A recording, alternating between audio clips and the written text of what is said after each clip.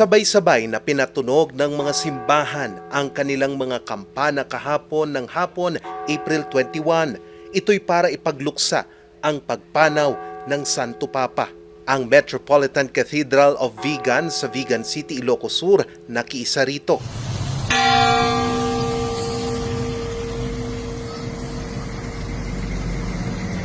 Pati na rin ang Holy Rosary Parish Church sa Angeles City, Pampanga.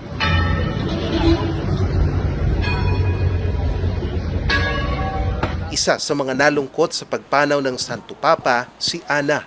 Nalungkot po kami kasi akala namin okay na. Kasi nag-ano pa siya ng stir, di ba? So nalungkot kami sa bigla niyang pagpanaw. Isa sa mga hindi niya malilimutang alaala sa Santo Papa ay ang pagbisita nito sa Pilipinas noong 2015. Ang saya-saya ng feeling kahit hindi kami nakapunta, kahit nanonood lang kami, parang nakita na namin siya ng personal. Kahit nanood lang kami sa TV. Kasi taga-probinsya kami. Kaya maliban sa kanyang mga personal na dasal, ipinagtirik din niya ng kandila ang Santo Papa. Nabigla rin dito si Nida. Sabi ko, why, what happened? Sabi ko, is it due to his illness? Di ba, he was hospitalized due to pneumonia. Siguro sabi ko, wow, so sudden. Sa naging pahayag ng Vatican, stroke na sinundan ng comatose at irreversible cardiovascular collapse ang ikinasawi ng Santo Papa. Pumanaw ito 7:30 ng umaga sa Vatican, 1:30 ng hapon kahapon April 21 sa Pilipinas. Dahil dito, idineklara ng Simbahang Katolika ang Novenjales o siyam na araw na pagluluksa.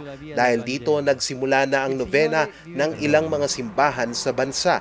Sa mensahe ni Archbishop Soc Villegas ng Archdiocese ng Lingayen, Dagupan, sinabi nito na isabuhay ang mga iniwang turo ni Pope Francis. Marami siyang itinuro at ang ating buong buhay ay gamitin natin upang ipagpatuloy ang kanyang aral. Bayan ng Diyos, sa ating mangungulila, sa riwayan ng pananampalataya, na si Kristong muling nabuhay ay maghihinga ng kanyang buhay sa ating yumaong Santo Papa. Sa mensahe naman ni Archbishop Ricardo Bacay ng Archdiocese of Tuguegarao, sinabi nito na hindi lang tayo tinuruan ni Pope Francis na sama-samang maglakad, kundi dinggin din ang isa't isa, ang banal na espiritu at pati na rin ang iyak at mga hinaing ng mga mahihirap. Charles Nicolimon, RNG News.